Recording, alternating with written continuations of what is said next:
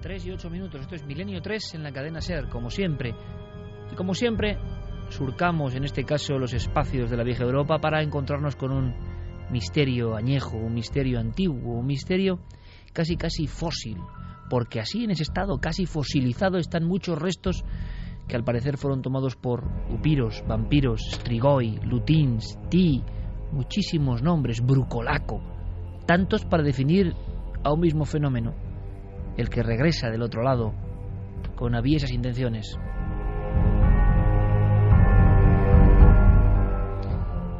Creíamos haber olvidado la pesadilla del vampiro, haberla convertido en un elemento moderno casi, en un elemento de maquillaje para adolescentes, en un término que significaba leyenda, folclore. Sin embargo, y Javier Pérez Campos lo comprobó en primera persona, en lugares de Rumanía y de Bulgaria, la sensación es muy diferente. El mito, el poderoso mito que se engarza con la realidad, no se ha marchado.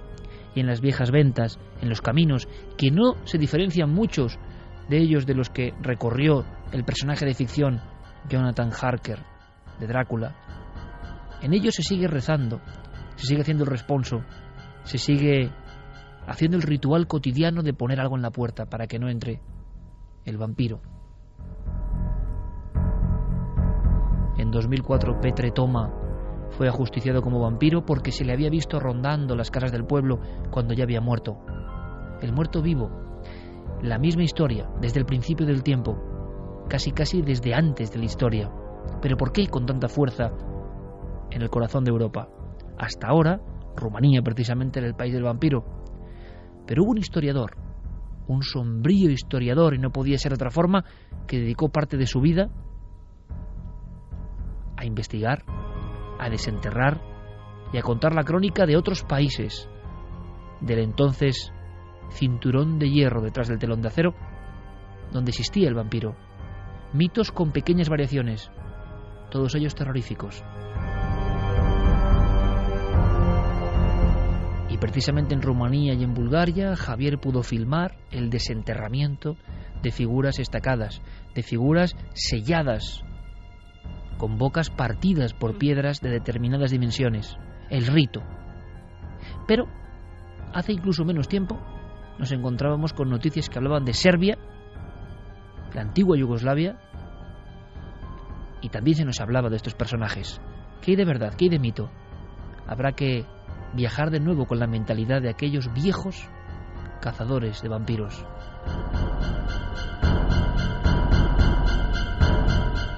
Serbia, nuestro destino, Javier. Sí, justo hablábamos de ese viaje por Rumanía, ¿no? En la tierra de los vampiros, que hay una cosa que a mí me marcó, ¿no? Y me llamó mucho la atención, porque cuando nosotros llegamos a algunas poblaciones agrícolas alejadas de las zonas turísticas de Rumanía, encontrábamos una especie de cruces muy altas, de unos 2 o 3 metros de altura, de colores muy vivos, con cristos crucificados justo en esas cruces, que se encontraban a la entrada de las aldeas y que también algunos vecinos, los más pudientes, los colocaban incluso en las puertas de sus hogares. Nosotros pensábamos que era algo de la costumbre, ¿no? de la zona, pero cuando preguntamos a una persona a través de la guía que llevábamos con nosotros qué significaban esas cruces, nos decían que eran amuletos, eran símbolos para alejar a los no muertos.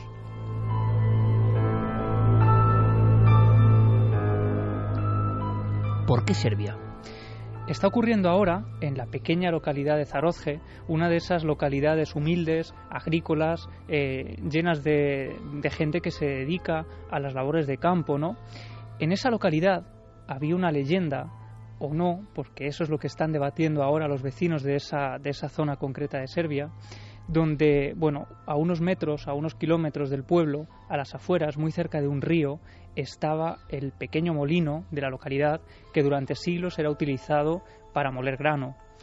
Corría la leyenda de que ese molino estaba habitado por un vampiro, un personaje llamado Sava Savanovic, que atemorizaba a la población, que se alimentaba de los campesinos y de las pobres gentes que acudían incautos a ese lugar, a ese molino, y que nunca más regresaban a la localidad de la que habían salido, gente que se perdía para siempre en ese lugar. Y parece ser que durante siglos este presunto vampiro, permaneció dormido. Por esa razón, de hecho, el molino dejó incluso de transitarse. A raíz de los años 50, de 1950, el molino se queda completamente abandonado. Ningún vecino tiene el valor de acudir a él por miedo a que ese vampiro pueda volver a la vida y volver a... Es decir, que había una serie de casos, mito o no, ahora ahondaremos en ello, que llegan hasta el siglo XX, hasta la primera mitad del siglo XX, no hablamos del siglo XIV. No, es un vampiro además que se hizo popular a raíz incluso de novelas. En 1883 hay un importante autor que escribe una novela dedicada a él. También en 1970 se hace una película en honor a ese vampiro serbio, una película que apenas ha tenido espectadores, ¿no? Pero que está ahí, que incluso los oyentes pueden acceder a ella muy fácilmente y ver un poco la historia de este supuesto vampiro. Y lo más tremendo, Iker, es que todo esto podría parecer una leyenda rural, de no ser porque ha aparecido en noticiarios de todo el mundo, incluyendo los de la CNN.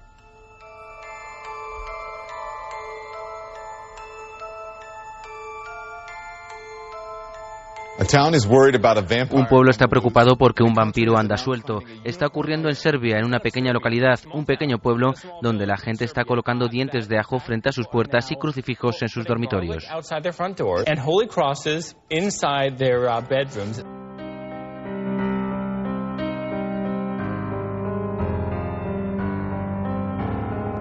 3 y 14 minutos, esto es Milenio 3 y evidentemente si antes decíamos que el arte va unido a la música, que es una forma de aproximarse, pues también se ve aquí. Noel Calero, nuestro compañero, que nos selecciona piezas de una banda sonora dedicada a Edgar Allan Poe y otra dedicada al personaje de Nosferatu. Vaya pareja, ¿no? Bueno, pues nos hace sentir la historia de forma diferente. Estamos casi ya en ese viejo pueblo serbio. La música no solo acompaña, sino que la música abre los caminos inexplicables para que una historia nos entre de verdad por los poros. A mí lo que me está ocurriendo, me está pasando con este vampiro, porque ¿será mito o no? Noticia. Imagino que interés por parte de otras personas, las miradas que vuelven hacia el viejo cuento rural. ¿O hay algo más aparte del cuento? Pues parece que hay algo más, porque bueno, esta disputa o esta teoría, ¿no?, que también ofrecemos aquí de si es leyenda o es algo real, también se está viviendo de forma acalorada en el propio pueblo, entre esos vecinos raudos, acostumbrados a trabajar día y noche en el campo. Pues hay auténticas disputas sobre si eso es auténtico o no. Pero algo debe estar ocurriendo cuando esa gente, como decimos, acostumbrada a cualquier labor, ¿no?, de campo, labores agrícolas, a estar todo el día trabajando, de pronto recurren a métodos ancestrales de lucha contra los no muertos.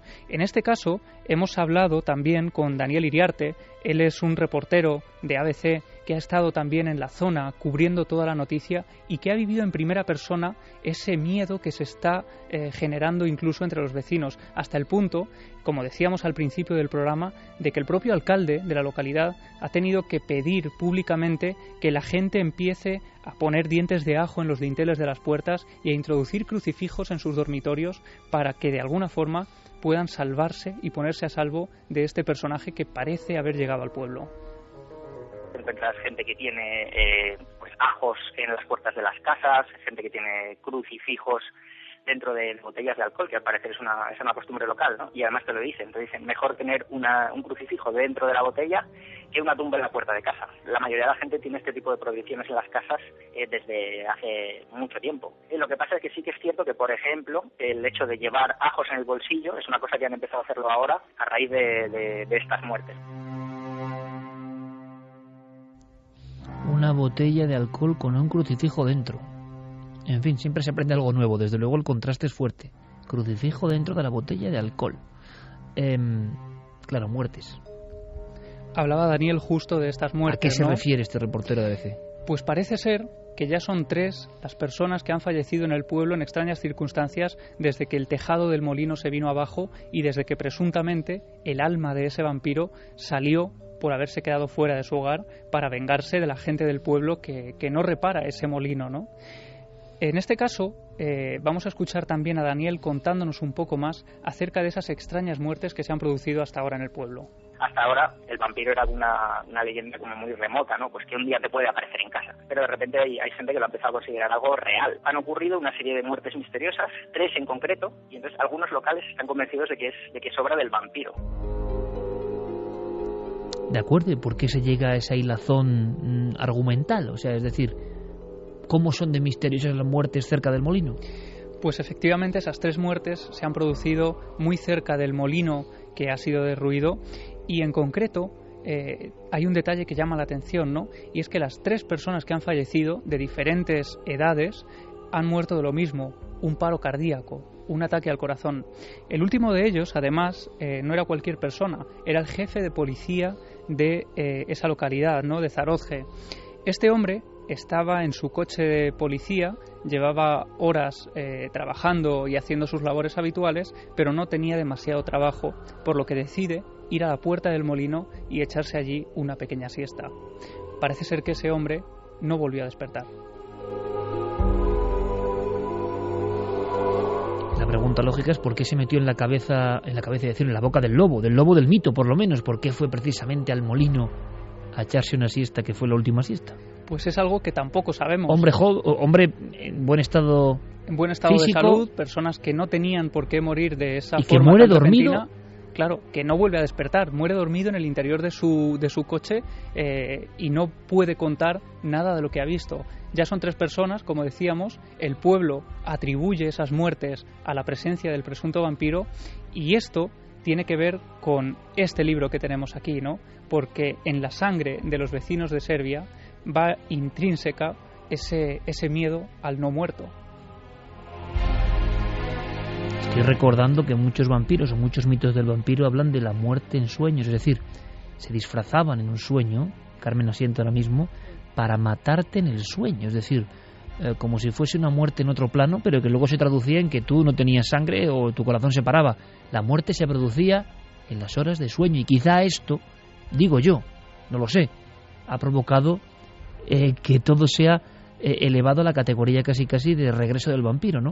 Una muerte que puede ser natural o no, pero que se produce en ese mundo que no deja de ser misterioso, que es el sueño, donde el mito antiguo del upiro o del brucolaco habla de que se produce el ataque, ¿no? La visita es como la del súcubo.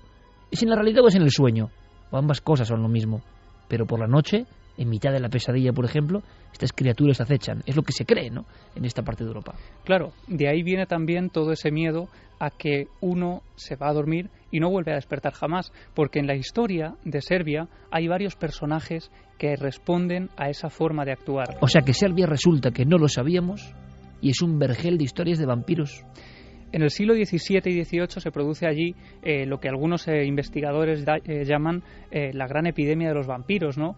Otros dicen que es la gran psicosis vampírica, precisamente por esa posible enfermedad que hacía creer en vampiros a los que habían fallecido en extrañas circunstancias. Pero para que te hagas una idea, en esa zona concreta, siglo XVII, se llegan a crear comités de personas que por las noches se van colando en los cementerios. Esos comités están formados por el alcalde del pueblo, por sacerdotes, por médicos, por trabajadores de diferentes ámbitos, y durante la noche ellos van entrando, cavando en esas tumbas donde se han enterrado recientemente a las personas que se cree que están actuando contra los vecinos del pueblo, y con una estaca van clavando en el corazón uno a uno los cuerpos que van desenterrando. Y algunos de ellos describían escenas horribles de cómo en ese último instante, en ese último estacazo, algunos cuerpos empezaban a sangrar sangre roja, sangre muy viva, por los ojos, la boca y los oídos.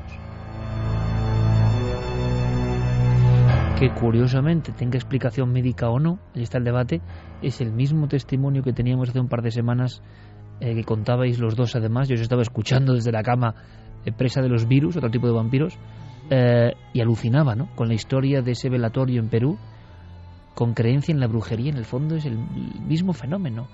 El ladrón de sombra, que yo os estaba escribiendo diciendo el ladrón de sombra, el susto. Hay diferentes formas de llamar a la figura que incluso en Perú se representa como esperando. Solo lo pueden ver algunos, no todos, claro. Esperando junto al crucifijo, junto a la tumba, y entonces puede atacar. Y su sombra incluso es dañina, ¿no? Se parece mucho el testimonio de ese velatorio que contábamos, en el cual una mujer sangra abundantemente varios días después de muerta, con esto que comentas, ¿no? Sería una de las señales terribles. Sí, es una de esas señales que siempre han estado ligadas al vampiro. Y en ese puñado de historias hay una que llama la atención precisamente porque es una de las primeras veces que la palabra vampiro aparece escrita en un documento oficial, en unas crónicas de un funcionario de Veliko Gradište, una localidad serbia. Esto ocurre en 1724, cuando fallece Petar Plogolović. Este hombre había muerto aparentemente de muerte natural, tenía unos 60 años, y cuando él es enterrado, nadie esperaba lo que estaba a punto de ocurrir. Solo unos días después, varias personas del pueblo fallecen de forma extraña. Así hasta 9 vecinos, en solo cuestión de una semana, fallecen de los mismos síntomas un poco extraños, enferman y en 24 horas fallecen. Pero bien, cuando el médico acude a las casas de esa gente, acude casi al lecho de muerte, ¿no? Cuando están frente a frente con la víctima y esta persona está a punto de expirar el último aliento, todos aseguran haber tenido la misma visión. Durante la noche, cuando ellos creían estar dormidos, Petar Plogolović se apareció sobre sus camas y se abalanzó sobre ellos intentando estrangularlos.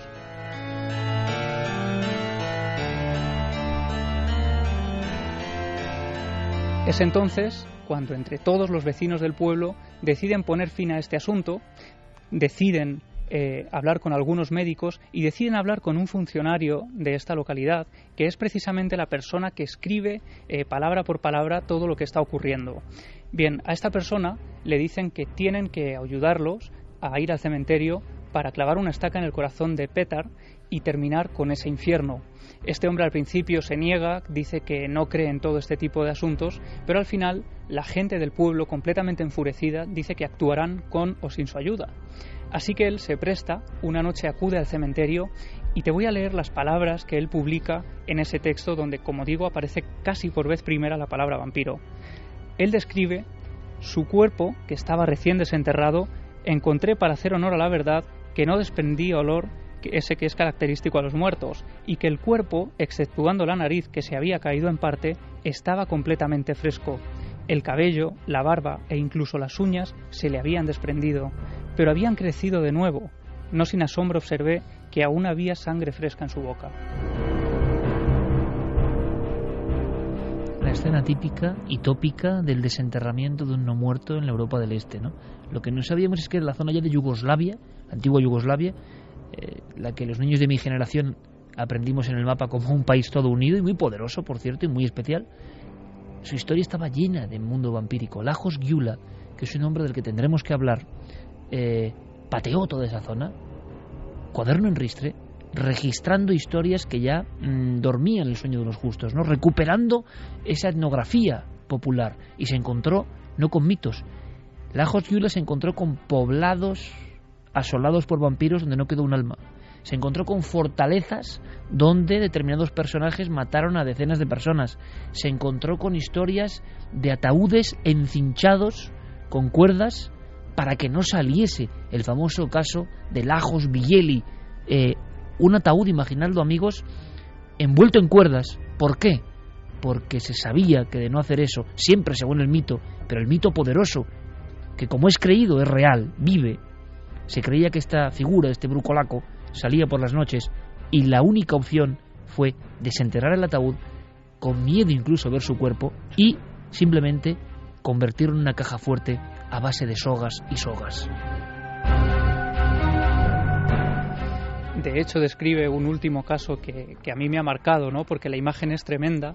Él habla de un joven que entierra a su padre porque también ha fallecido en extrañas circunstancias. Lo entierran precisamente por esa razón en una especie de ataúd armado, ¿no? Para evitar que él pueda levantarse de la tumba, y sin embargo, esa noche, cuando el joven vuelve a casa después de enterrar a su padre, se encuentra que en su propia cocina está el cuerpo de su padre.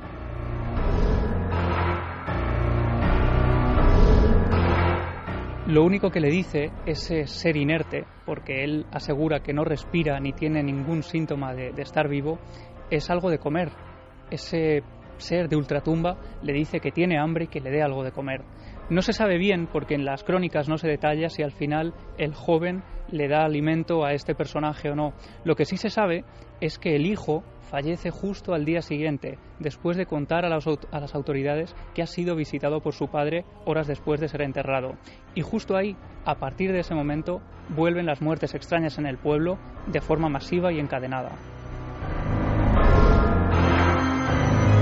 Lo que acaba de contar Javier Pérez Campos es un poco la trama, el guión de una especie de teatro que se ha ido desarrollando desde épocas muy primitivas en muchas partes del mundo. Y uno se sigue aterrando con la fuerza de las imágenes. Cuando las oye a viva voz es impresionante. Cuando se oyen de personas que creen realmente es impresionante. Por ejemplo, hablábamos de esos ladrones de sombra del Perú. Los huaqueros tienen un temor tremendo. Cuando dibujan en su mente, ya no solo hablo de lápiz y papel, sino dibujan en su mente cómo les han contado que son esos seres, esas figuras, esas sombras, uno se da cuenta que es la misma sombra que aparece, lo he comentado muchas veces, incluso en jeroglíficos egipcios, que tiene diferentes nombres, y uno se da cuenta de que es como la sombra junguiana, ¿no? Como ese algo que hay dentro, que se ha despegado, que ha quedado inerte, que no tiene rostro definido, que a veces sí que se parece al muerto o no, y que ronda. La visita de ese ser del ultramundo significa mal presagio, mala noticia. Eso igual se ha transformado en las sociedades modernas en eso, en una mala corazonada, una mala sensación, una sombra sin forma. Según vamos andando en la historia, comprobamos que las certezas de la gente son más potentes, que hay más iconografía, que se ponen más detalles, que llegan a ser detalles monstruosos, pero en el fondo es contar una cosa, que es lo insólito ha venido a mí, ¿no? La visita se ha producido y a partir de ahí me he encontrado con el mal. Habrá que investigar sobre el Lajos Gyula. Menuda labor, ¿eh? Una labor de cientos de casos. Es una labor complicadísima y lo interesante es que él en sí es un enigma. Si uno busca Lajos Gyula, apenas encuentra información de este autor que recopiló tantas historias. Muchas de ellas, Iker, son inencontrables, es decir, intentas tirar del rastro, ¿no?, de todas estas historias y apenas son recogidas en muchos sitios más. Solo están recogidas en este libro. Pero hay otras tantas que, si les sigues la pista, encuentras documentos impresionantes como estos que tenemos aquí encima de la mesa. Ese primer documento oficial, la crónica de Belico Gardiste y de un funcionario que por vez primero utiliza la palabra vampiro. ¿Sabes lo malo? Que como le pasaba a Jonathan Harker yendo a comprar la mansión o negociarla con un extraño conde, el conde Drácula, o el Nosferatu, el no muerto, y como le pasa a todos los que se meten en ese mundo, hay también algo de espiral obsesiva, y seguramente, como todos los maestros iniciáticos, como todos los misterios verdaderos, Lajos Gyula dejó pistas entre soterradas y enterradas para que solo el seguidor, muchos años después, la siga. Ten cuidado en el camino, amigo. Es un camino peligroso, pero sin duda atrayente. Hay que saber más. Es un recado, ¿no?, para el caminante. Sabremos algo más de ese historiador que durante prácticamente 50 años recorrió Europa y llenó su faltriquera con casos y más casos absolutamente increíbles.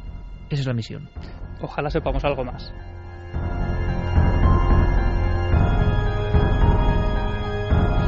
Este ambiente vampírico tiene que disolverse, así es este programa. Pasamos de un lado a otro. Vamos rápidamente con una noticia de última hora que nos cuenta Carlos Cala, de forma breve, rápida y con vuestros mensajes. Enseguida entrará Diego Marañón con otras historias de verdad dignas de producir escalofríos. Ese vídeo que mata. Por cierto, sí, bueno, luego os lo cuento, un detalle. Hemos visto hoy una película realmente interesante. ¿Sí? Y daba miedo, ¿eh? Mamá. Daba miedo. Carlos Cala, noticia interesante también. ¿Por qué? Porque se hablaba de un triángulo de las Bermudas, pero para ciertos animales. Vais a entenderlo enseguida. Científicos del Servicio Geológico de Estados Unidos aseguran haber dado con la solución a un enigma que lleva años preocupando a la comunidad científica norteamericana. Tras varios experimentos que consistían en soltar palomas mensajeras desde diversos puntos del estado de Nueva York, constataron que las que eran liberadas en Cerro Castor y en la ciudad de Westport perdían el rumbo sin remedio, mientras que las que iniciaban el vuelo en Jersey Hill escogían direcciones al azar. La zona empezó a ser conocida como el Triángulo de las Bermudas de las Palomas y ahora los investigadores del Servicio Geológico han ofrecido una nueva teoría. Las aves se guiarían por frecuencias de infrasonido que estarían originadas por la diminuta vibración de las olas en la profundidad del océano. Así, esas señales podrían ser inaudibles por causas desconocidas en las regiones donde se produce la desorientación de las palomas. Además, han apuntado que esta posibilidad explicaría fenómenos similares ocurridos en otros lugares del mundo, como Yorkshire en el Reino Unido.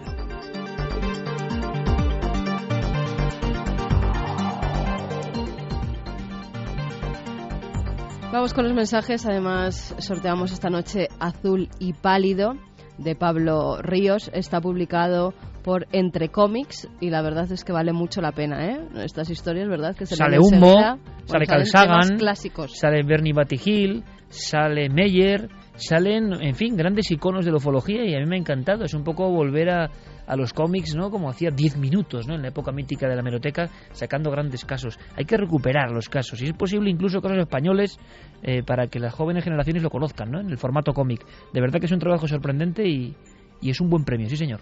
Mira, Darkbox dice: yo creo que en Serbia hay un psicópata suelto y el vampiro sigue tranquilito en su molino. Sonia Casas, tal como lo cuentas, va a haber que creer en los vampiros. Enterrar a su padre y encontrárselo en casa, alucinante. También nos decía Isidro Canoira, lo del alcalde diciendo que pongan ajo es muy bueno. Yo no me imagino a un alcalde español diciendo que llevemos ajos a todos los lados. Bueno, yo a un alcalde español me lo imagino haciendo cosas hasta peores. Con mi respeto a todos los alcaldes, pero he visto cada cosa que, claro... Tania López dice: lo visité el año pasado por primera vez el Museo del Prado y me encantó, pero tengo que volver. Estuve unas 3 horas y media y no pude verlo. Todo es emocionante. Dave Constantin, este ya lo habíamos leído antes, como me estaba riendo, ni siquiera los he borrado. Chari Aragón decía: es fascinante que Javier Sierra nos cuente de estos cuadros la historia. Es bueno para aquellos que no podemos ir a verlos, que nos explique esos detalles. Decían además, bueno, es que los museos hoy en día cuestan mucho. Y fíjate, yo decía, no, si no cuestan tanto, además hay un día que es gratis, me parece, y nos decía Javier, no, de 6 a 8 de la tarde, todos los días es gratis el Museo del Prado. Así que para que no hay excusa. Quien lo quiera saber, pues...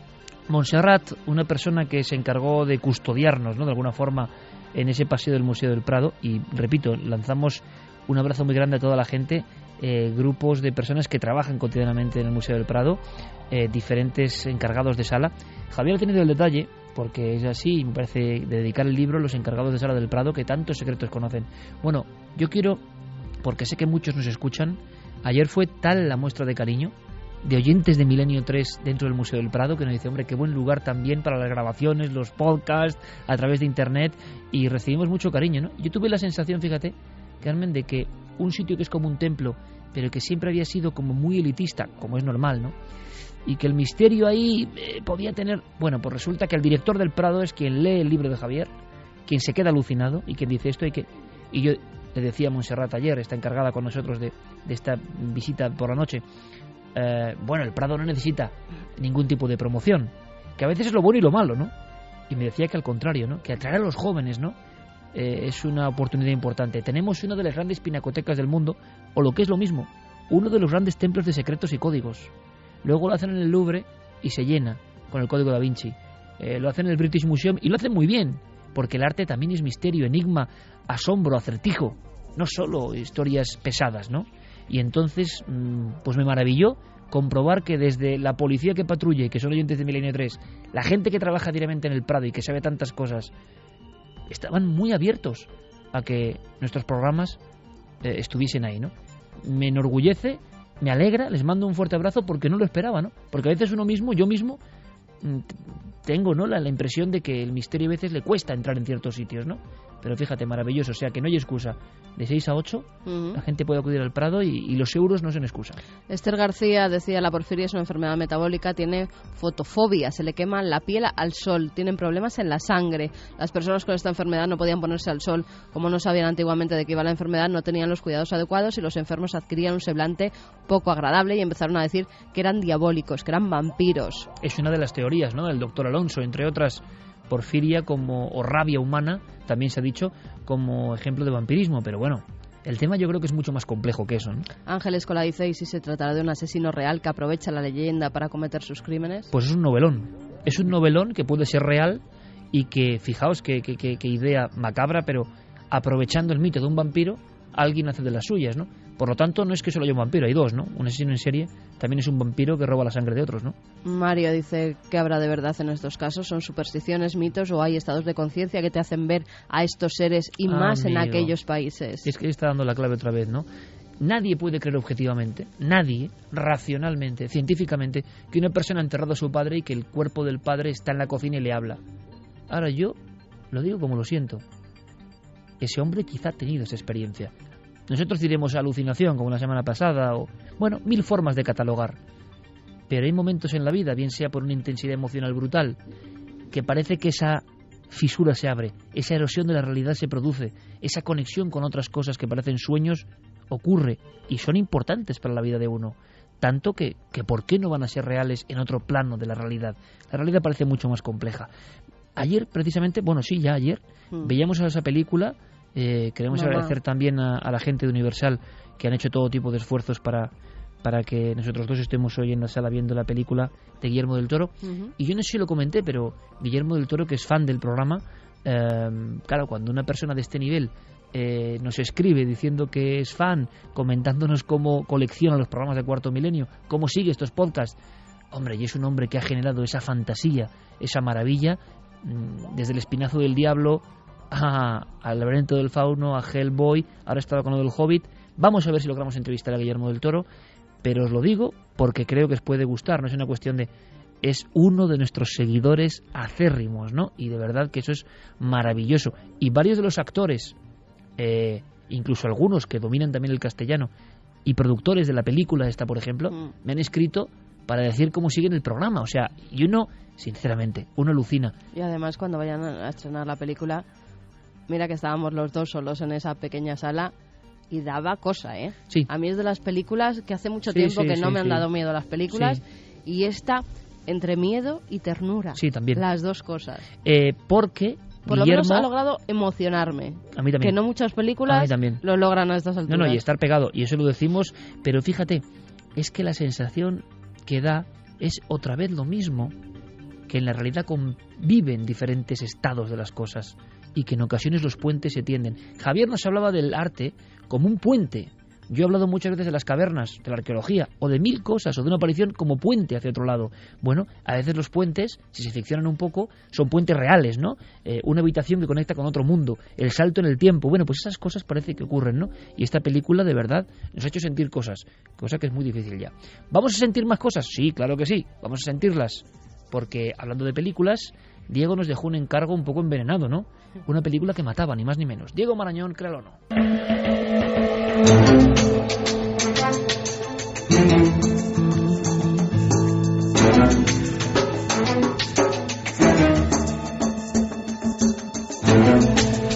Nuestro amigo Cristian Gálvez, que ya andará por tierras de Florencia, que se marchaba hoy a investigar, y mucha gente me decía, qué sorprendente, ¿no? Esto de Guillermo del Toro, y tanta gente que... tantos amigos que uno no se imagina que son seguidores del programa. Es mejor no pensarlo, porque entonces uno se responsabiliza demasiado y ya no lo hace natural, ¿no? Porque dice, oye, esta gente, entre comillas, ¿no? Importante y que sabe de lo suyo y cómo sigue el programa. Pues hombre, estamos muy agradecidos. Y siguen también las historias, porque uno se pica con las historias, ¿no? Había una historia, ¿eh? Había una historia. Diego Marañón, buenas noches, compañero. Buenas noches, Iker. ¿Cómo estás? Perfectamente. Nos dejaste un recado, como digo, en forma de cinta de VHS, ¿no? Que da más miedo todavía. Sí, sí. Que al parecer mataba. ¿Tú has encontrado el vídeo? Yo no he encontrado el vídeo. Pues es que yo tampoco. No he querido buscarlo, te voy a ser sincero, ¿eh? Porque ¿para qué? O sea, digo, no... Me va a dar pesadillas, ¿no? Sí, sí. Ando muy sensible yo. Yo lo entiendo. Yo sí que he intentado buscarlo y me he encontrado con un montón de supuestos vídeos, Iker. Pero claro, es un poco difícil buscar algo y perseguir algo que en realidad no existe. Este vídeo de Grifter, del que hablamos la semana pasada, apareció como aparecen un montón de temas que nos llegan al buzón del programa y que tiene un programa también este fenómeno de los creepypasta, que son historias que generalmente están basadas en vídeos o en imágenes que generan una reacción en el espectador que las ve, que son creadas por usuarios de la red. Hay auténticos especialistas y expertos en crearlas, artistas de hecho, Y este en concreto, de Grifter, es la definición paradigmática de este fenómeno. Apareció el 8 de agosto del año 2009 y lleva desde entonces Iker dando guerra en la red y replicándose en foros y más foros. Apareció en un foro de temática paranormal y es muy curioso la historia de este vídeo porque no es la creación de una sola persona, lógicamente la idea original sí, pero lo que ocurrió con este vídeo es que un montón de gente se unió de alguna manera, creó un vínculo bastante especial y mano a mano, y todos, digamos, en una especie de cooperativa siniestra, aportaron su toque personal, su detalle a ese vídeo, aportaban síntomas, aportaban un contexto bastante creíble, aportaban, como te digo, esta especie de vídeos de imitación que aparecen en YouTube, que no son más que vídeos que están hechos con retazos de películas de alguna manera marginales y muy poco vistas del cine europeo. Es una historia que, como hablábamos la semana pasada, tiene un claro referente en esa película japonesa, en The Ring, y es muy curioso lo que ha pasado con este vídeo, Iker, pero hay que dejar claro que por mucho que busquemos ese vídeo original en ese concepto de la Deep Web o web profunda, que tanto ha calado también en la audiencia, en Twitter nos lo hacían saber. Que habrá que hablar de eso un día. Efectivamente, Diego. Pues esta semana era falso, y la audiencia te diré que ha acertado. Aquí, desde luego, la audiencia en carne y hueso que representamos todos nosotros, Noel, Fermín, Javi, también dijisteis todos que falso, ¿no? No, yo dije que verdadero. Tú que verdadero, y es falso. Y... ¿y si he encontrado el vídeo? ¿Y qué? ¿Diego? ¿Y cómo es el porcentaje? No fastidies. Se te va la sección del garete. Me hundes. No lo he encontrado. A ver, la gente dice que es falso, 76,6%. Han acertado la mayoría. 23,4% que es verdadero. Y eso que fíjate que la gente, evidentemente... Ahora hay un debate muy interesante, que es otro motivo. Hace poco creo que el Cultural sacaba un reportaje que a mí me impresionó, una noticia sobre, interesante, parásitos en la red. Muy interesante. Hasta qué punto está habiendo ya un problema analizado en Estados Unidos, pero que tiene que ver entre empresas, ¿no? Entre empresas que generan contenidos y empresas que copian y pegan contenidos de otros y ganan dinero con eso.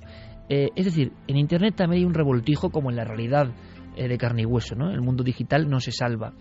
Pero yo estoy pensando que también hay una extraña fauna de individuos que de repente, por ejemplo, en un vídeo de niños, en un vídeo de canciones infantiles, te mete un fotograma del exorcista así para asustar a los niños. Como pille ese tío que ha hecho eso, lo va a lamentar. Eso desde luego, porque tú estás con tu hija viendo un vídeo de pollitos y no sé qué infantil, y de repente en mitad del vídeo, porque claro, como hay tantos enlaces, pues y de repente en mitad del vídeo el tipo gracioso, que se cree que igual hace gracia, va y mete alguna escena de terror para aterrorizar. Entonces yo a veces pienso, digo, y todo este ingenio, moraleja, ¿no?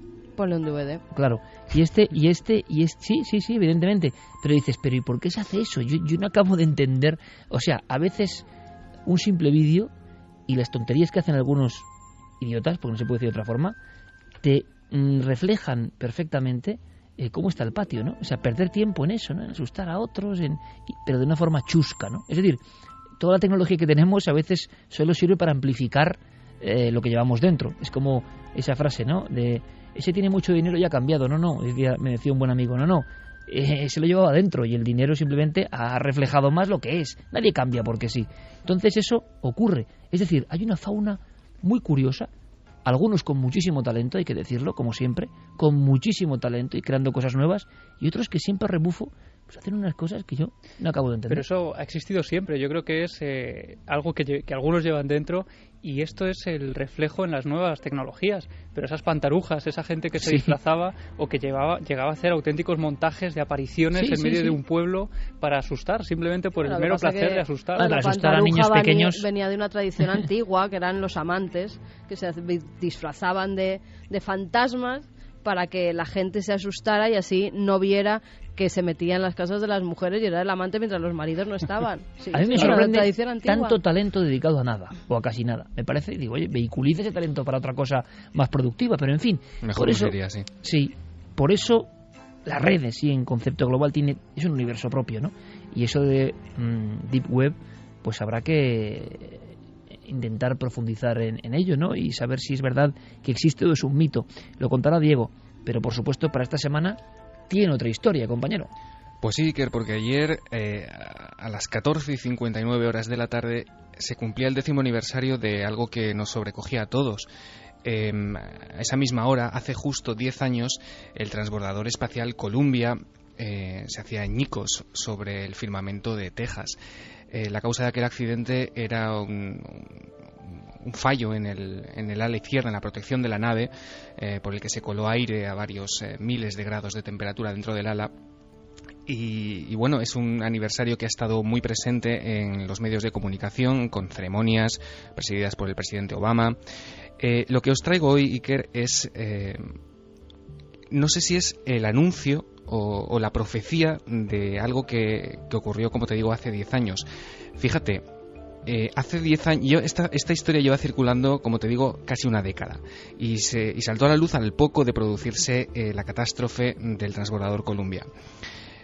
Se cuenta que Nostradamus, o Michel de Notre Dame, el famoso profeta, el famoso médico y astrólogo, escribió en 1555, que es la fecha de publicación de esas cuartetas, algo como lo que te voy a leer ahora. Uh-huh. Fíjate, dice: en la misión de la primera estrella azul, un niño de la Tierra Santa entre los 7 perecerá. Cuando la nave descienda del cielo de los cielos, la estrella solitaria se esparcirá con los restos. Se ha tomado como Nostradamus visionario del desastre, que además tiene mucho que ver con el inicio del programa, ¿no? Uh-huh. Del desastre de ese transbordador y de esa imagen tremenda, ¿no?, que dio la vuelta al mundo. Mira, recuerdo ahora mismo que tuvimos que hacer un programa especial justo el día en que eso ocurría, Parece que ha pasado un mundo, y aquí hicimos un programa sobre desastres que tienen que ver con los astronautas. Y sí, eso está, digamos, recorriendo Internet como ejemplo, una vez más, de la visión anticipada de Michel de Notre Dame. Efectivamente, esto lleva, como te digo, casi una década circulando por ahí, y se dan las más variopintas interpretaciones. Se dice que quizá esa primera estrella azul aluda a una de las 7 víctimas de la tragedia, el astronauta israelí Ilan Ramon, que procedía de ese país, y bueno, todo el mundo sabe que la bandera de ese país está formada por una estrella azul, la estrella de David, y también la bandera de Texas es conocida como la estrella solitaria. También hay otra coincidencia, Iker, que se añade a todo esto, y es que la astronave, los restos del transbordador, pudieron caer en parte sobre una ciudad de Texas que existe realmente y que se llama Palestina. Es muy curioso. Así que esta es la historia que te traigo esta semana. Si esa cuarteta de Nostradamus es real o no, ¿no? ¿Es real o no? Efectivamente. Pues hay que investigar. En 7 días, como siempre. Oye, Diego, aparte de la sección, que lo he dicho antes públicamente, quiero agradecerte todo el trabajo como un redactor más, compañero de este programa, porque me sigues dejando alucinado. Gracias por todo ese esfuerzo, por esa energía, por ese saber buscar, amigo. Gracias. Las gracias, cuando uno hace lo que le gusta, no son necesarias. Hasta la semana que viene. Adiós. Rápidamente vamos con un hallazgo científico. Se ha hablado mucho del ADN, se ha hablado mucho de transformaciones en lo más interno, en la doble hélice del ADN, y hace una semana se confirmaba que hay seres humanos que tienen un ADN muy especial con una doble hélice. Esto suena muy raro y era como una especie de utopía, y ahora parece que va a ser una forma precisa para entender algo que ocurre con nuestras células, a veces para mal, desgraciadamente, ¿no?, que empiezan a replicarse sin control. Hemos querido saber algo más, porque hay, desde el punto de vista de la nueva era, del crecimiento espiritual, y poner toda la polémica y como si queráis, pero hay mucha gente que habla, y se hablaba en ciertas profecías, de un cambio a nivel celular del hombre. Puede ser una tontería o no, no lo sé, pero es curioso que estén pasando tantas cosas. Y en este momento, lo que parecía leyenda científica se confirma en las máximas revistas de este género de la genética. Hemos hablado con 2 genetistas importantes. El primero es nuestro amigo Juan Román, que nos habla de esa doble hélice al cuadrado. ¿Qué es eso? ¿Qué significa? ¿Lo tenemos todos? ¿Qué estudios van a hacerse a partir de ahora? Puede ser uno de los grandes hallazgos, y coincide con el 60 aniversario del descubrimiento de la espiral de doble hélice, que la descubre, ya lo sabéis todos, Francis Crick, uno de ellos, creyendo absolutamente que la vida vino de fuera de la Tierra. Escuchamos. La idea es que no se conocía mucho de la función de estas estructuras en la célula, y cada vez hay más conocimiento de que tienen una función en la regulación de nuestros organismos. Entonces, por ahora es bastante desconocido, pero estos últimos artículos lo que abren es toda la ventana a un nuevo campo de investigación sobre estas estructuras en nuestro cuerpo. Repito, era algo que parecía de la ciencia ficción, como hablábamos antes, y ya es verdad, ya ocurre. El ADN y sus transformaciones. Hemos hablado también brevísimamente con el catedrático en genética, el profesor Jouvet, muy recomendable su libro, por cierto, El manantial de la vida, hablando de todo lo que se está descubriendo con la genética y sobre todo un lema que me parece muy interesante: si todo lo que se puede hacer, se debe hacer. Estamos en ese umbral, ¿no?, entre el conocimiento, las posibilidades y lo que es ético y no. El profesor Jouvet también es uno de los alucinados, de alguna manera, en el buen sentido, con este hallazgo que puede ser importante. Ojalá aquí, escuchemos lo que dice, el inicio de la lucha definitiva contra algunas de las plagas que realmente azotan a la humanidad. Es un descubrimiento interesante porque al aparecer en esas células ese tipo de estructuras en algunos lugares muy concretos, evidentemente solamente en algunos puntos de los cromosomas, pues se supone que es lo que puede desencadenar el desequilibrio fisiológico que hace que las células empiezan a dividirse de una manera alocada y al final se conviertan en una especie de tumor, ¿no?, un crecimiento. Entonces, el descubrimiento es interesante porque si se confirma, que parece que sí, pues va a dar lugar a que se busquen nuevas terapias para poder parar ese proceso de división celular, terapias para evitar, por lo tanto, que se formen tumores. En televisiva hablamos de Abraham Lincoln con un forense sobre su asesinato, sobre quién estaba detrás, sobre todo lo que se ha escrito en torno a sociedades secretas. Lincoln y el espiritismo, es increíble, ¿no? Su mujer, como ha sido el espiritismo, Lincoln y los mediums, Lincoln y sus sueños y presagios, en fin, no sé, la biografía no autorizada de este personaje fundamental que ahora se ha agrandado también por la película de Spielberg.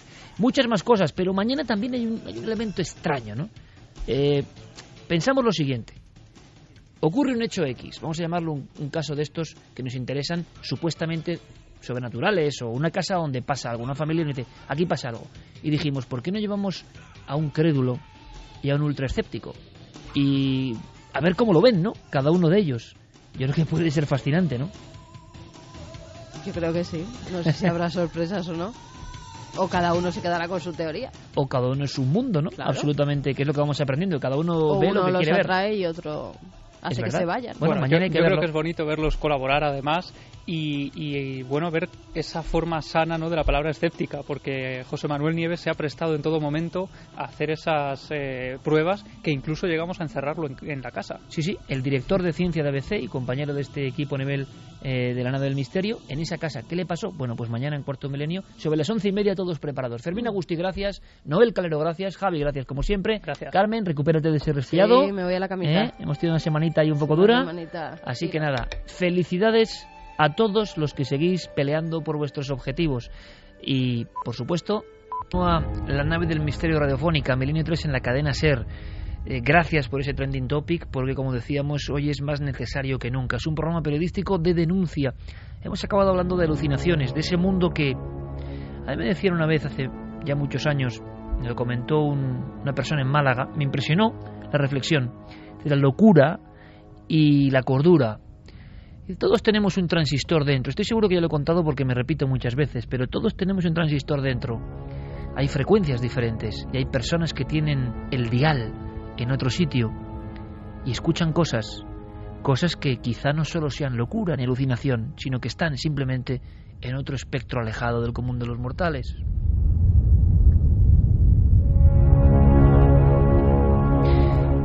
Muchos de los casos que llegan a psiquiatría en hospitales y que buena gente de buena fe cuenta no tienen mucho que diferenciar de sucesos que han sido tomados, por ejemplo, según sea el investigador, como encuentro con un espíritu, con una entidad, con una figura. Hemos recibido cientos, miles, y cuando uno va a la literatura médica se da cuenta de que eso mismo está considerado psicosis, alucinación. No se ha ido un poco más allá. Claro, al mismo tiempo que esta semana llegaban las informaciones de esa regata y alucinaciones en el mar, llegaba otro estudio, si cabe, todavía más profundo y extraño. Está ocurriendo en el Hospital San Carlos, en Madrid. El director de ese proyecto puramente científico, pero también misterioso, es Enrique Santos Bueso, médico experto en oftalmología. Veréis, hay personas que han visto figuras.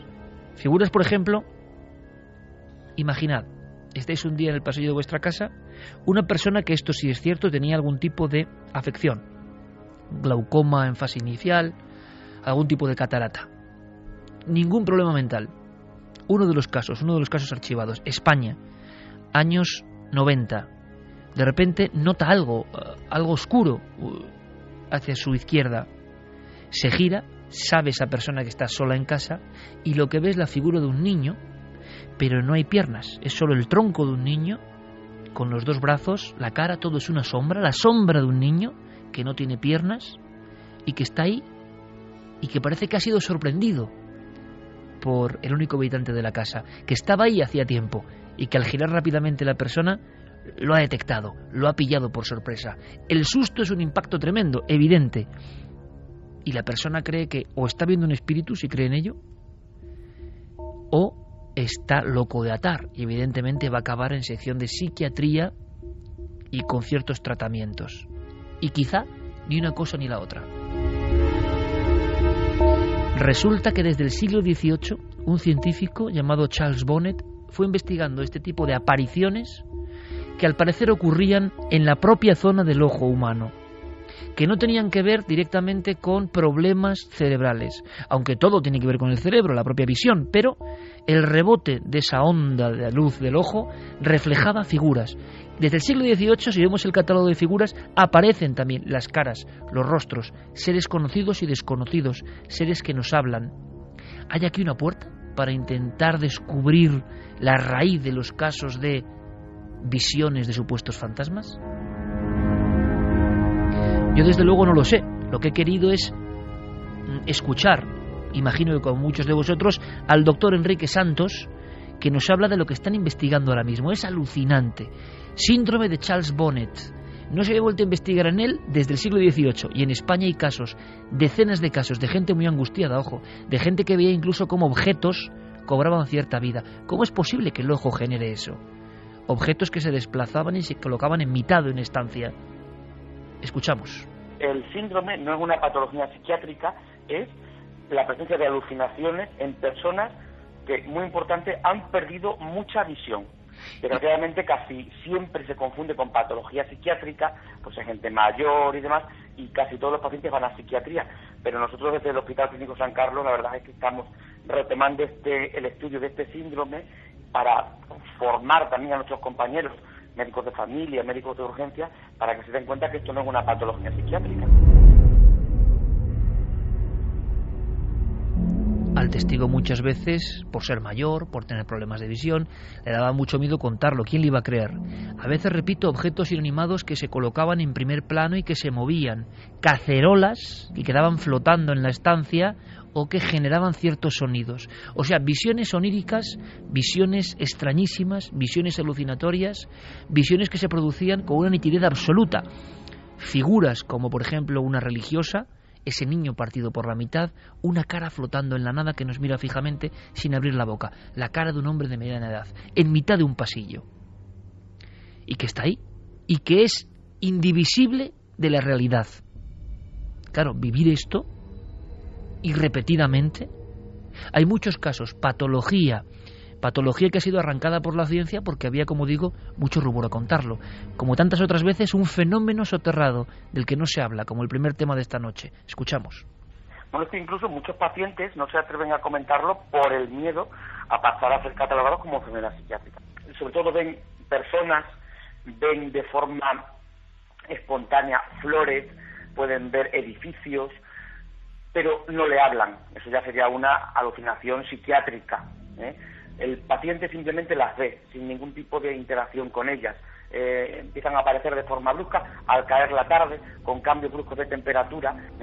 Sí pueden llegar a interactuar. Mire, esto lo describió el biólogo y filósofo suizo Charles Bonnet en el siglo XVIII. Él no era médico, pero él describió en su abuelo ciego por cataratas, que empezó a ver animales, empezó a ver carruajes y flores.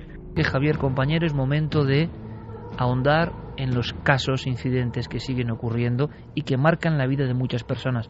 Tú decías en el sumario de inicio del programa, un matrimonio absolutamente estigmatizado, porque quien vive esto y lo vive en primera persona no lo olvida jamás.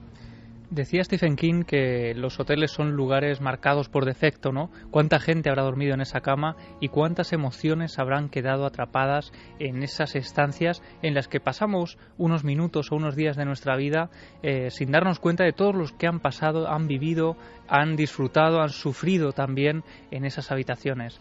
En este caso vamos a conocer el testimonio de Rafa, una persona que el 23 de junio de 2011 viajaba con su pareja a Salamanca, a un céntrico hotel de esa magnífica ciudad.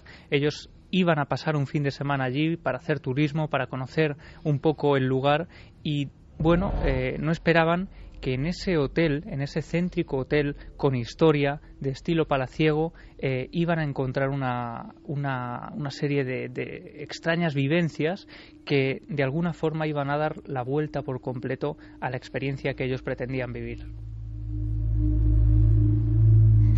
Salamanca, pues a hacer turismo, a ver la ciudad y demás. Nos quedamos en este hotel. La historia también es que, claro, como fuimos a ver la ciudad, pues en el hotel no estuvimos más que por la noche para ir a dormir. El día que llegamos, así como primera sensación extraña, ya nada más entrar al hotel para hacer el check-in, a mí, por ejemplo, se me aceleró el pulso un montón. Cuando estuvimos en la habitación la primera noche, también comentándolo con mi novia, pues, ¿sabes? Esa sensación como de ser observado o algo así, como si ahí hubiese algo un poco incómodo. Desde luego, muy desagradable, o sea, muy desagradable. Es el primer día, ellos se dan cuenta de que están viviendo ese tipo de sensaciones los dos. En ningún momento, además, aclaran, les ha ocurrido nada similar. Nunca les ha sucedido llegar a un sitio y que ambos experimenten esa sensación de inquietud, de sentirse observados incluso en algún momento y de sentir sonidos, de escuchar sonidos que poco a poco se van haciendo más nítidos. Ellos pasan bastante tiempo del día, una parte importante, paseando por la ciudad. Solo llegan al hotel durante la noche para descansar. Son 2 noches las que pasan en ese lugar, pero muy pronto esos fenómenos que al principio parecen cosa de las sensaciones o quizá del cansancio empiezan a hacerse mucho más evidentes. Al día siguiente, la segunda noche, que fue la última que estuvimos allí, ya para coger el sueño, metidos en la cama viendo la tele, pues en torno, a lo mejor sería pues la 1 de la noche, una cosa así, yo sé que me quedé un poco dormido y a los pocos minutos me desperté muy, muy sobresaltado, incluso gritando. Nada más despertarme ya había a mi novia que estaba al lado, la cara que tenía, o sea, una sensación los dos además como de mucho frío, muy nerviosos, los pelos de punta, la carne de gallina. Nos pusimos bastante nerviosos, planteándonos incluso si vestirnos, irnos a la calle y quedarnos por la noche fuera, en la calle. 3:21, ahí hemos visto uno de los clásicos entre los clásicos, ¿no? Antes de que ocurra algo en el mundo del misterio, la pareja, 2 personas, al mismo tiempo, o uno un poquito antes que el otro, se despiertan muy sobresaltados, habitualmente a estas horas, y no es una circunstancia, pero entre las 2, 3 de la mañana, y notan que algo va mal. Sí, en este caso además es curioso, pero la pareja, ella, se despierta primero, intuye algo, presiente que algo va mal, pero se despierta en silencio. Ella no condiciona que él se despierte minutos más tarde sin saber lo que había ocurrido y con la misma sensación de desasosiego hasta el punto de querer marcharse al frío de la ciudad de Salamanca, ¿no? Y además ocurre algo en esos momentos de tensión. Ella le cuenta a él que ha notado clarísimamente una respiración al otro lado de la cama donde no había absolutamente nadie.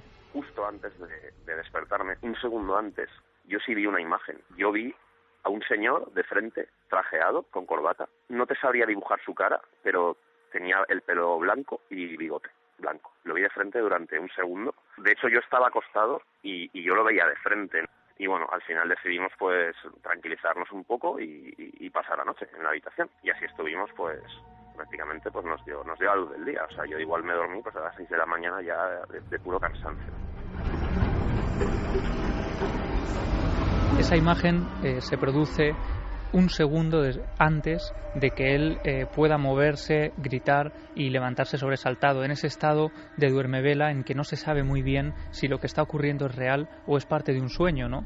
Pero es curioso que en ese momento ellos se plantean que algo puede estar ocurriendo en esa habitación 312, una habitación que a día de hoy no han podido olvidar. Y es curioso también que, ella por supuesto no pega ojo en toda la noche, no duerme en toda la noche, él consigue dormirse después de unas horas por cansancio, pero a la mañana siguiente, cuando están haciendo el check-out, él, muy sutilmente, le pregunta al trabajador que está en la recepción del hotel por la historia de ese edificio. A la vista, como decíamos, es un edificio con una carga histórica importante, es una especie de palacio antiguo, y en ese momento no espera que ese trabajador del hotel le revele que otros tantos han vivido cosas similares en ese lugar exacto. Le pregunté por el edificio en particular, porque como se ve, pues eso, un palacio antiguo, le pregunté de cuándo databa el edificio y creo que me dijo que del siglo XV, me explicó que era pues, el palacio de un marqués de Castellanos o marqués de Castellanos o algo así. Y entonces le dije, mira, pensarás que estoy loco, pero le contamos más o menos lo que nos había pasado por la noche. Pregunté si habían tenido algún cliente con alguna historia de estas y el hombre nos dijo que a él en particular esta cosa le daba mucho respeto y nos habló de que chicas del servicio del hotel habían bajado asustadas más de una vez con historias de estas y aparte que estando en la recepción del hotel por la noche, solos, más de una vez les había pasado claro, tienen el ascensor como a la derecha del mostrador y les había pasado pues de ver cómo el ascensor baja desde el piso que sea y llega a la planta baja donde están ellos y no hay nadie. ¿Alguien más haya visto esa figura? Pues ellos preguntan, parece que no quieren hablar mucho más, nadie les cuenta más detalles de toda esta historia. Es un momento en el que ellos se están marchando también y precisamente por eso nos escribían, ¿no? Para ver si nosotros podíamos tener acceso a través del testimonio pues a otra gente que haya visto o vivido algo similar en ese lugar concreto y por supuesto intentar saber algo más de la historia de ese edificio. Pero ellos son los testigos, ese caso bien curioso, ¿no? Los testigos que ven algo y se convierten también en investigadores de lo que ha ocurrido en un lugar. ¿Cuántas veces y cuántos amigos que están estas noches de Milenio 3 en los hoteles de España, cuántos casos han recibido y cuántos nos han contado a través de las vías de contacto, ¿no? Y que luego resulta que son los primeros sorprendidos porque a veces coincide la historia, lo que se ve y la habitación. Muchísimos casos, algunos se pueden contar, otros no. Pero el tipo de visión, ya que ya hablamos en ese umbral, en esa delgada línea roja entre alucinaciones y visiones reales, se produce en ese estado de duermevela. Para un especialista psiquiátrico, y aquí cada uno lo ve con sus gafas, ¿no?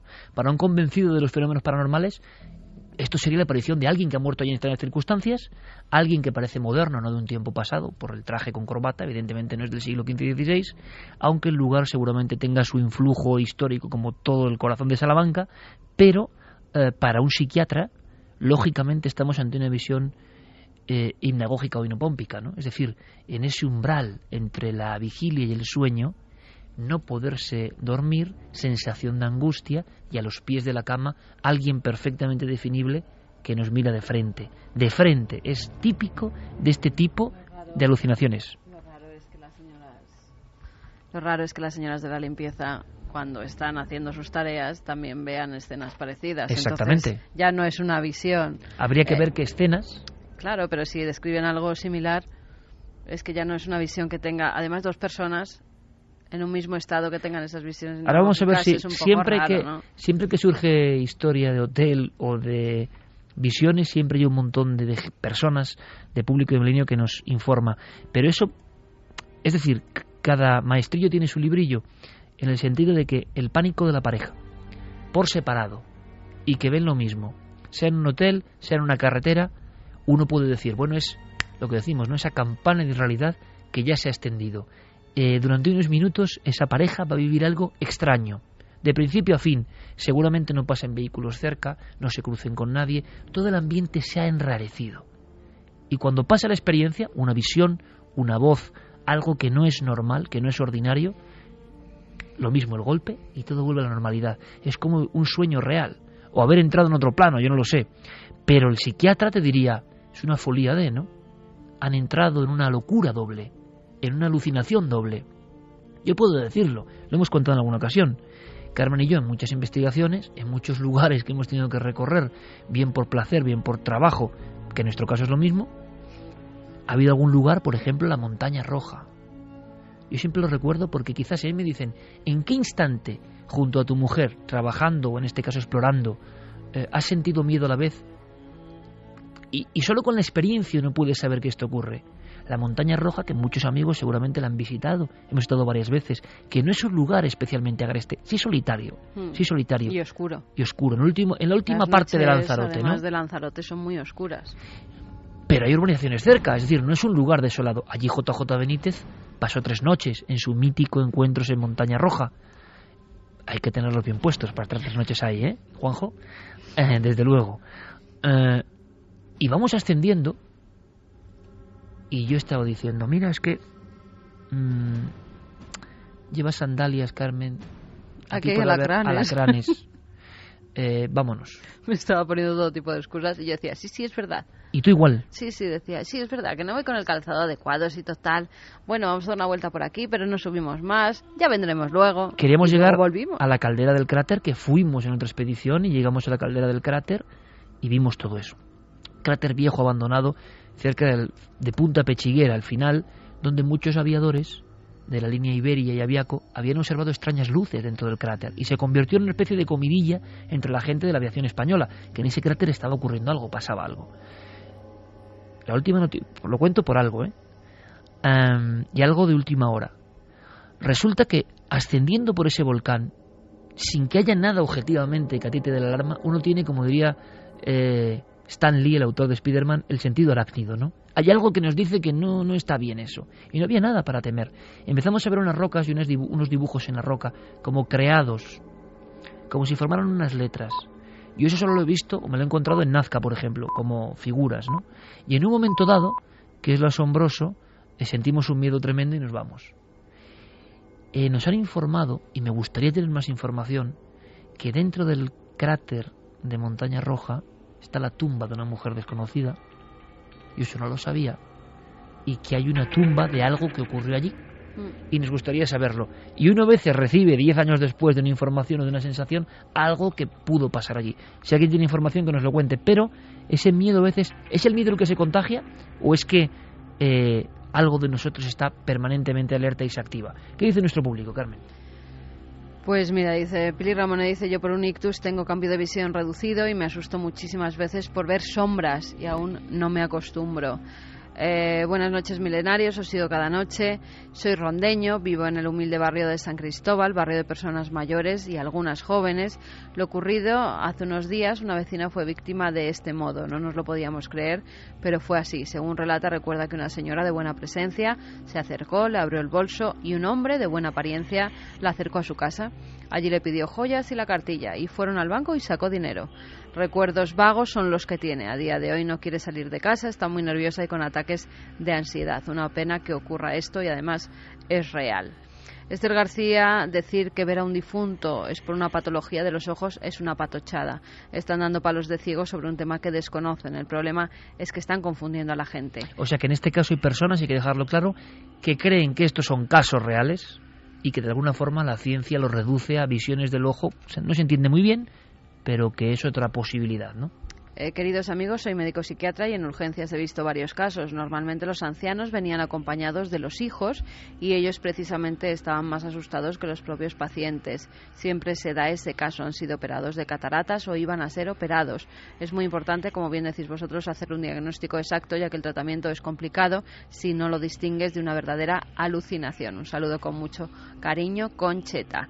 Coco Fernández dice, mi madre ha tenido más de una vez la experiencia estando en la cama, que al abrir los ojos ve una cara blanca, desconocida, mirándola y no tiene problemas de visión. Nos están llegando más casos con la burundanga. Un saludo anónimo, nos dice una persona. Nos vemos luego, si te parece, vale. Porque hay un montón de información relativa al tema de la burundanga. Enseguida vamos a romper un poco, ya que hemos estado en un ambiente muy denso. Vamos a respirar un poco antes de que llegue Diego Marañón. Respiramos un poquito, pero quiero hacerle un par de preguntas aquí a nuestro amigo. Marañón nos va a hablar. ¿Tú has oído hablar, Cristian, del vídeo que mata? Que tú ves una película y mueres.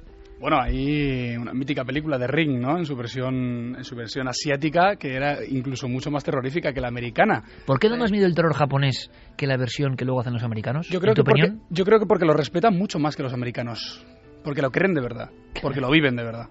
Esa es la clave, ¿no? Porque los ponen tan blancos y con ese pelo tan negro y tan así. Incluso incluso la versión de The Eye, que trata un poco de esto, de lo que estábamos hablando de las visiones. Estabas tú comentando mientras preparábamos el programa, porque Cristian ha estado un poco en toda la cocina del programa y cómo hacemos tal, y tú me decías, oye, Iker, te voy a comentarte algo de esa película, yo no la he visto, la del ojo yo no la he visto, tú sí la has visto, yo no la he visto, que le trasplanta a alguien un ojo y empieza a tener visiones, ¿no? Sí. Visiones que tenía la otra persona, sí, de entes que le rodean. Oye, ¿a ti qué te pasa con Leonardo da Vinci? Que yo veo a Leonardo da Vinci por todas partes. Se te aparece Leonardo. Sí. No, porque es curioso, porque muchas personas tendrán la visión lógica, no arquetípica, porque Cristian habla a toda España todas las tardes a través de Telecinco, evidentemente, con un programa que tiene mucho mérito, ¿eh?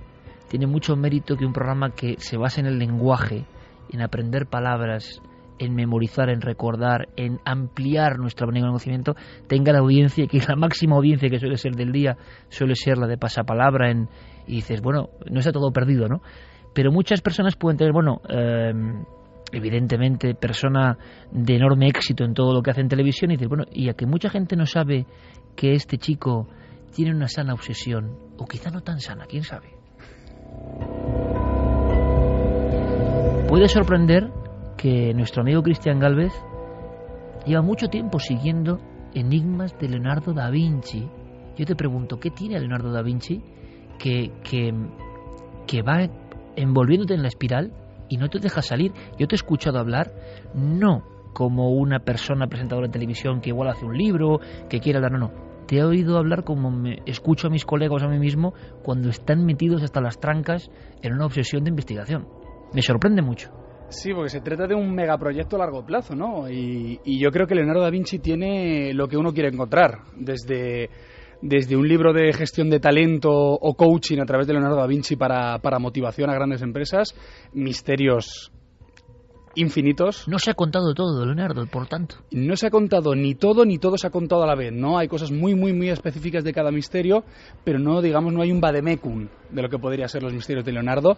E incluso se pueden llegar a desarrollar incluso talleres para potenciar la creatividad para pequeños, para peques. Sí, es un ejemplo inabarcable, Leonardo, con todo lo que ha hecho, todo lo que conocemos. Hablaban algo, Carmen, esta misma semana, y nada es casualidad, ¿no? Yo decía, no sé, no queda más que de Leonardo algo que tenga que ver con la Luna, y resulta que no sé qué pasa con la Mona Lisa, que si la van a proyectar o van a hacer algo sobre la superficie lunar. Sí. Es bueno, o sea, es el icono. No sé si lo podrán llevar a cabo, pero vamos, es uno de los iconos. Incluso mandar encapsulada como imágenes de la Mona Lisa, de la Gioconda, y que estén por el espacio pululando. A mí, sabes que Vinci, que tú conoces muy bien, me parece un sitio realmente raro, extraño. Quizá nosotros llegamos de noche a Vinci, no sé, no te lo imaginas, te imaginas un lugar distinto, ¿no? Parece que todavía, no sé si el efluvio de Leonardo está por ahí, pero me pareció un sitio que tiene un pequeño museo, ¿verdad? Con maquinarios y cosas. Sí, pero tampoco es un museo grandísimo donde esté todo de Da Vinci, ni tienen algo que sea espectacular sobre el genio. Es como una cosita muy pequeña, aunque luego es muy reconocido en toda la ciudad y en todo, pero unas maquinarias. Yo creo que el museo más espectacular está en Roma, en el Palacio de la Cancillería, que tiene una mega exposición con reproducciones de los inventos de Leonardo a escala 1:1, es decir, a escala natural, desde el tanque hasta la delta. ¿Qué es lo que más te sorprende a ti de los inventos de Leonardo? A mí lo que más me sorprende es que cada día no dejo de sorprenderme, cada día descubro algo más a través de las páginas de los códices, sobre todo el Códice Atlántico.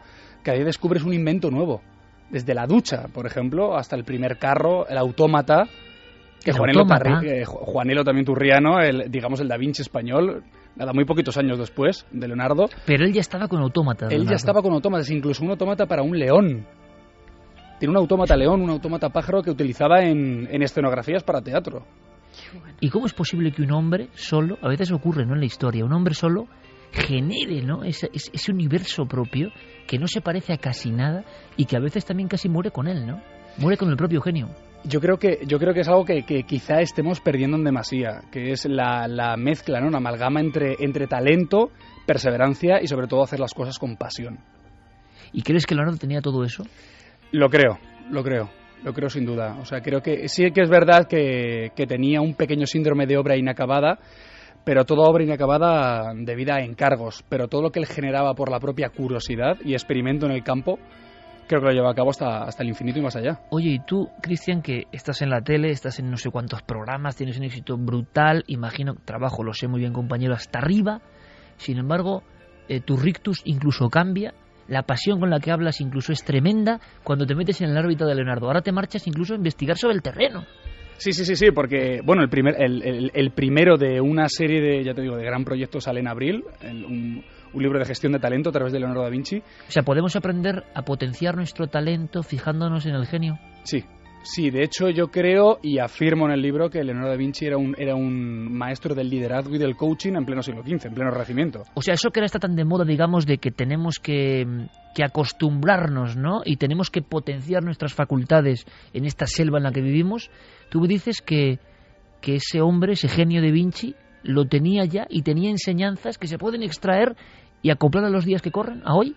Sí, rotundamente sí. Además lo explico a través de las obras de Leonardo. Te puedo llegar a explicar cómo crear una marca personal, cómo venderla, cómo potenciar el trabajo en equipo, el liderazgo, enseñar, aprender y volver a enseñar, que es una cosa que también vosotros hacéis con mucho valor en la Nave del Misterio, incluso en Cuarto Milenio, que todo el mundo sabe en Twitter que soy ferviente seguidor, que aprendéis, lo enseñáis, pero seguís aprendiendo. Es una espiral que no tiene fin. Tenéis vuestra parte de genialidad. Es una espiral que no tiene fin. Hablaremos, si te parece, te invitaremos. ¿Cuál es el momento en tu vida? Porque yo creo que el contraste es genial, ¿no? Es decir, en esta sociedad en la que vivimos, ¿no? En la que también, por desgracia y por fortuna, no pasa nada, como a nosotros nos pasa, ¿no? Uno tiene su San Benito, tiene su estigma, y este sabe hacer esto y es este. Y este Cristian, el presentador, sabe hacer esto.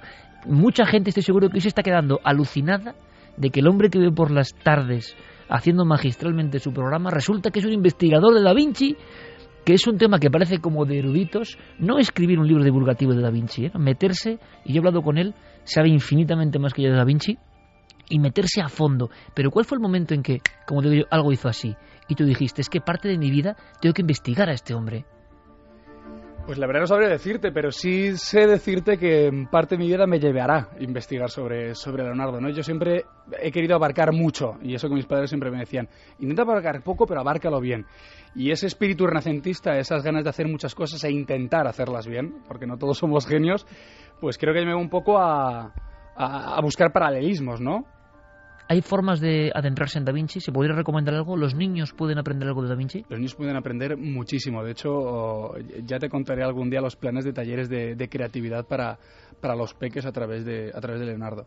Hoy mi hija Alma estaba dibujando, con su abuelo. Sí. Estaba dibujando con un año con un rotulador. La creatividad, la pasión, la investigación. Qué grande que queden colegas como tú, Cristian, de verdad. Qué grande. Hablaremos aquí, yo te emplazo aquí. Mira lo que nos pone. Mira lo que nos pone Jeremy Martínez.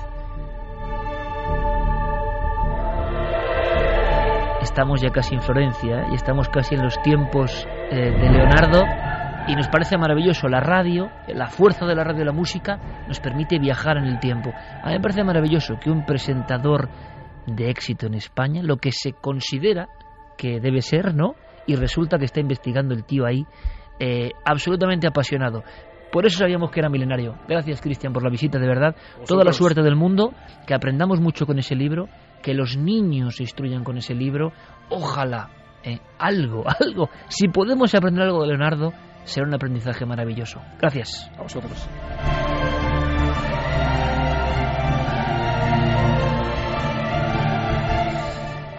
Menos mal que hemos hablado un poco de Leonardo y se ha hecho un poco el oxígeno. Además la gente está encantada, dice que bien que esté Cristian como contertulio de Milenio 3. Dice, si me lo dicen, no me lo creo. Me parece Milenio 3, investigaciones de Cristian Calves sobre Da Vinci.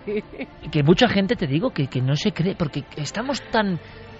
a ver si lo vamos a fichar de tertuliano, porque le gusta mucho el misterio, pero eso será para otro día. Mucha suerte, compañero. Vámonos con Diego Marañón, créalo o no, lo que viene ahora es más terrible.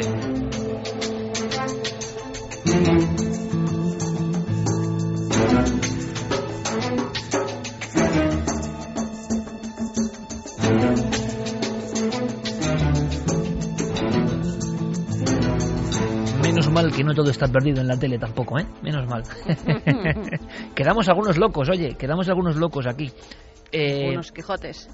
Diego Marañón, buenas noches, compañero. Empieza por C. Dícese de la sección que aparece a estas horas cada semana en Milenio 3. Buenas noches. ¿Qué tal? Grande. Sí. No, es que si ficháis a Cristian, yo me voy a pasar palabra, está claro. Oye, pues Diego Marañón en pasapalabra, yo creo que hacía el rosco, ¿eh? Yo creo que hacía el rosco. Vamos a hacer un día un rosco de cosas del misterio. No es mala idea, ¿eh, Cristian? Pero yo leo las preguntas, ¿eh? Dice, empieza por B, pueblo de Jaén, donde aparecen unas caras. Belmed. ¿Ves? Pues estaba así todas. muy fácil. Bueno, ya, hombre, es que no Alguna mete Cristian de vez en cuando, ¿eh? El otro día, poseído, al que se le hace exorcismos, y yo, que lo digan. Y pasó palabra, digo. Vamos a ver, Diego, teníamos una historia, como siempre, claro, ¿no? Detective del misterio, nuestro compañero, resumiendo la historia anterior, a ver si nuestra audiencia ha acertado.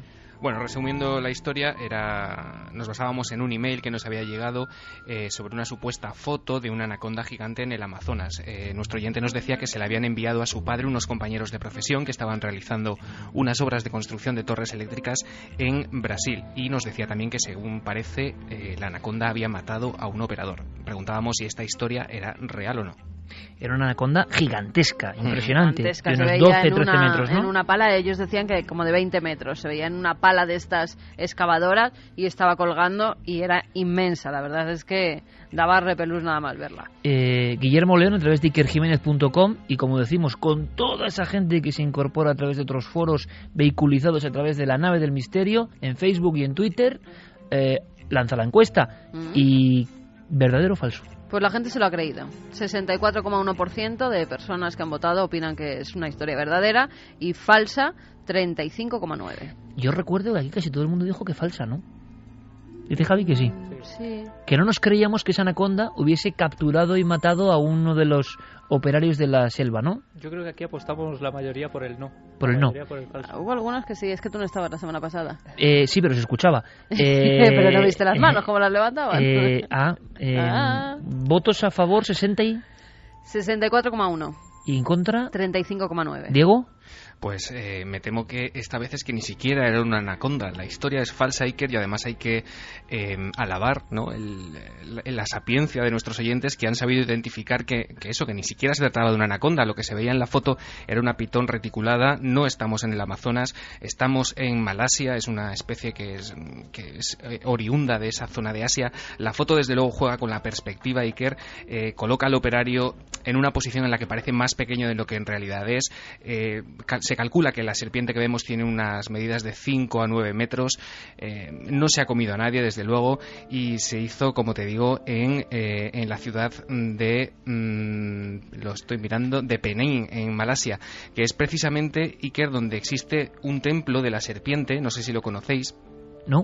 Pues es un templo que está en este lugar, que es el hogar de personas y de algunas de las serpientes más peligrosas de la Tierra. Es un templo que se dedica a los ofidios. Ellos están sueltos por allí. Que hay miles de serpientes. Efectivamente, es impresionante. y es curioso que en todos los años que lleva ese templo abierto jamás ha habido un accidente. No se sabe muy bien si es por el efecto que el incienso que tiene por allí afecta a estos animales, pero es bastante curioso. Así que la historia de esta semana, Iker, falso, y cuando quieras hablamos de... Además, es muy interesante ese templo porque hay miles de historias y miles de leyendas sobre gente que, además, incluso que ha sido mordido por serpientes en otros lugares, que acuden allí como porque creen lugar curativo. Exactamente, como lugar curativo, y que aseguran que es ir a la casa de las serpientes, porque la llaman así, a la casa de las serpientes, y que allí se curan sin que les hagan nada, ni pues que se curan directamente. Es un lugar, además, muy bonito, ¿eh? Es un templo como antiguo y donde están moviéndose las serpientes por donde quieren. Pero además, Diego, dice la serpiente, ¿no? Que doble versión, ¿no? En el Antiguo Testamento, temida,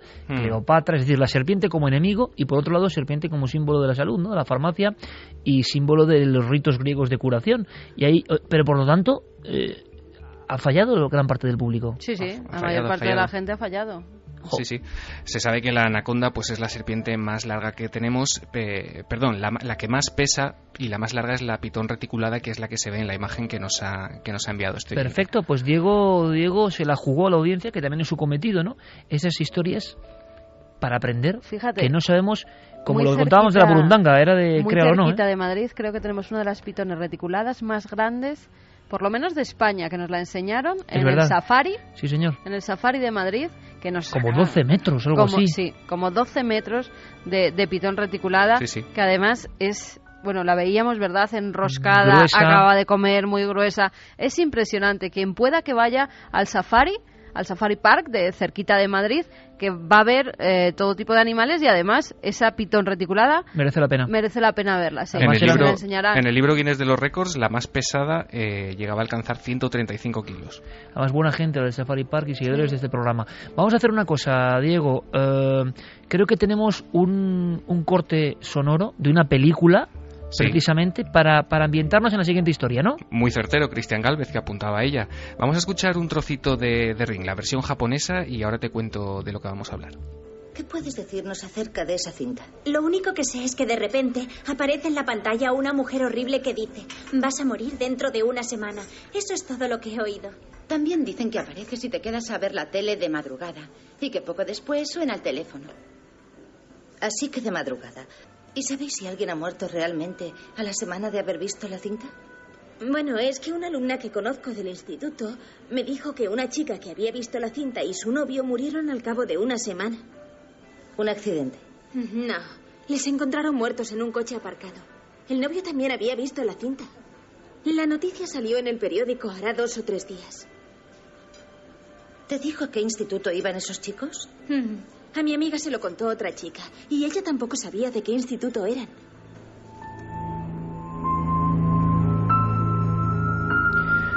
Bueno, una película parece que absolutamente clave en la historia, en este revival del cine de terror japonés, y que de alguna forma genera una leyenda o una verdad, Diego.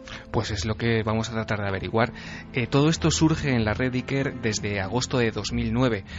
Desde esa fecha se están publicando mensajes y reportes sobre un supuesto vídeo que está comprimido en 3 archivos distintos que hay que descargarse y descomprimirlos, unirlos hasta conseguir el archivo completo, en lo que se supone que es un vídeo con una imagen bastante poco estable, granulada. El vídeo no es de fácil acceso, de hecho no está subido a plataformas como YouTube o las principales de vídeo. Quiero decir, la gente puede encontrar imitaciones, pero se trata de eso, de una especie de recreación que la gente ha hecho sobre lo que se supone que se ve en ese vídeo, sobre la descripción de los testigos que sí que lo han visto. El vídeo se ha llamado The Grifter, o sea, por aquellos que lo han visto le han dado ese nombre. Se supone que incluye una serie de escenas que, en fin, son un poco duras de describir por lo que aparece. Te puedo decir algunas de las cosas más suaves que ¿Qué se sabe? Pues hay escenas que se cortan muy rápidamente, se ve una bañera llena de gusanos, pinturas antiguas que se derriten, colores que parpadean, bosques y, en fin, una serie de historias ya con animales y niños en las que no voy a entrar porque ni siquiera a estas horas es agradable. Pero esto nos recuerda un poco, salvando las distancias, claro, a los relatos cinematográficos experimentales de Valdeloma, de otros que intentaban con las luces estroboscópicas y generar una especie de hipnosis, ¿no?, en el espectador, pero esto es a lo gore, crudo. Sí, algo de eso hay. De hecho, este vídeo, como te digo, no es de fácil acceso. Se supone que está oculto en lugares bastante poco accesibles de Internet. Está en la Deep Web, en la web profunda. ¿Web profunda? Sí, que es un concepto en el que quizá algún día deberíamos entrar porque es bastante interesante. La gente que lo ha visto, Iker, y cuyos mensajes aparecen en algunos foros y en algunos correos que puntualmente aparecen en la red, no lo aguantan durante más de unos segundos. Se habla de síntomas como náuseas, como mareos, pesadillas, y lo más peleagudo es que se llega a apuntar al suicidio en 2 o 3 casos de supuestos testigos de este vídeo.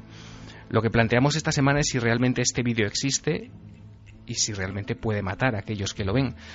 En 7 días lo resolvemos. Diego, muchas gracias. Has dado tu palabra, ¿eh? Te vas a pasar palabra tú a participar, ¿eh? Como traigáis a Cristian, yo me voy, claro. Un abrazo muy grande, compañero. Venga, hasta luego.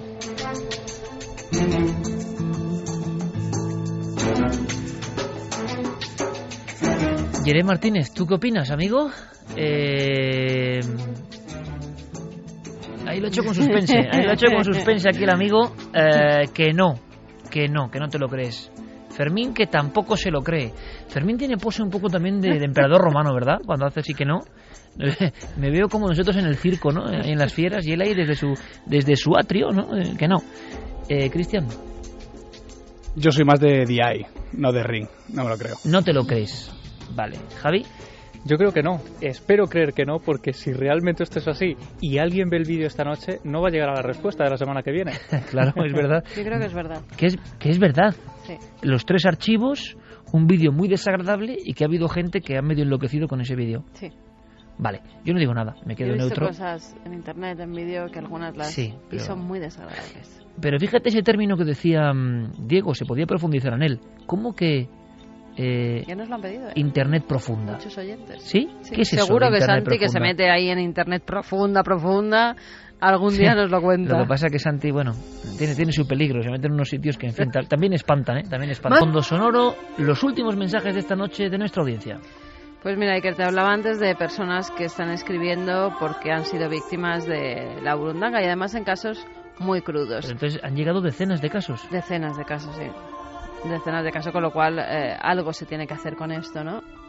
Tal vez no se pueda detectar en sangre cuando te hacen los análisis, tal vez no se pueda demostrar, pero la policía tiene que estar atenta a estas cosas, O sea, las fuerzas de seguridad. Claro, de que hemos abierto la punta de un iceberg, ¿no? Siempre nos interesa recibir casos de gente que ha visto misterios, que tiene pistas. En este caso también, pero es mucho más triste, ¿no? Recibir todo esto. Pero es una realidad que tendrá que interesar a alguien. Aquí dejamos los datos. Mira, una persona que... Bueno, no, que hay un auténtico debate y creo que esto es la prueba de que hay que hacer algo. La policía... Dices debate porque hay gente que sigue sin creérselo. Sí, y argumentaban que todo esto era cosa del alcohol. Pero claro, el alcohol ahora, a plena luz del día, en un sitio rodeado de centenares de personas, es inviable. Y que los análisis no sale ningún tipo de Yo tengo alcohol. en casa la analítica de este caso que hemos contado. Ni alcohol, ni cero alcohol, tipo cero de droga, droga. cero nada. Una persona que no quiere que digamos su nombre y lo vais a entender, dice que quiere escribir este correo para confirmar que, por desgracia y por raro que parezca, existen drogas que anulan la voluntad. Espero que sirva de advertencia. Yo, un chico, fui víctima de un abuso sexual cuando era menor de edad. Ocurrió en 1998 y todavía hoy no logro explicarme a mí mismo mi forma de actuar. La vergüenza hizo que no pidiera ayuda. Aún hoy tengo una enorme laguna mental acerca de lo ocurrido. Con el tiempo descubrí que existen este tipo de narcóticos y de repente las piezas encajaron. Nunca dejéis solo a ninguno de vuestros amigos, especialmente si han bebido, aunque esté rodeado de gente, y siempre, siempre pedid ayuda. Juan Luis Morillo nos dice, aviso, las prostitutas también lo están usando para robar a sus clientes. Eso siempre se ha comentado, ¿no? ¿O es una cosa...? No, ha habido incluso reportajes, Iker, no hace mucho, en los que sí, incluso algunas de las trabajadoras, de las prostitutas, que aseguraban que que en alguna ocasión sabían de chicas que lo habían utilizado para robar a sus clientes. Y declaraciones de la policía también, con los que hemos hablado nosotros, nos lo han confirmado así, que ha habido casos similares a esto. Taglaren dice, trabajé en un garden durante 3 años y creo que vendía esa planta. Le llamaban datura. Cada vez que veía a alguien interesado en ella les decía que cada vez que la tocaran, sobre todo si la podaban o hacían esquejes, se lavaran bien las manos. Sabía que era venenosa, pero no cuáles eran sus efectos. Me he quedado de piedra. Hay que tener cuidado también porque hay toda una cultura o subcultura y personas que hablan también de la moderna Wicca, el druidismo, con todo mi respeto, pero y el manejo y el viaje psicodélico a través de plantas y de hongos, sí, me parece muy bien, pero cuidado porque hay algunas plantas y hongos que no las han dominado en los viejos chamanes de la Amazonía o de los desiertos de Arizona, no los han manejado ellos y quiere uno en 2 semanas y por ser muy atrevido manejarlo y tener viajes cósmicos. Los chamanes de la antigüedad preparaban toda una vida para tener esos viajes y toda la vida estaba dedicada a ello. No querramos ahora por hobby, después de dejar el coche y bajarnos del chalet, irnos a hacer viajes cósmicos de inmediato. Estamos en la cultura del ultrarrápido, también para eso. Y está viendo más de una persona colgada, pero en el mal sentido, Personas, historias, algunas de investigadores del tema de las drogas psicodélicas, pero con el sentido sagrado, que no han vuelto jamás. Se han quedado, eso sí, en un limbo como autómatas, pero para siempre. Alberto nos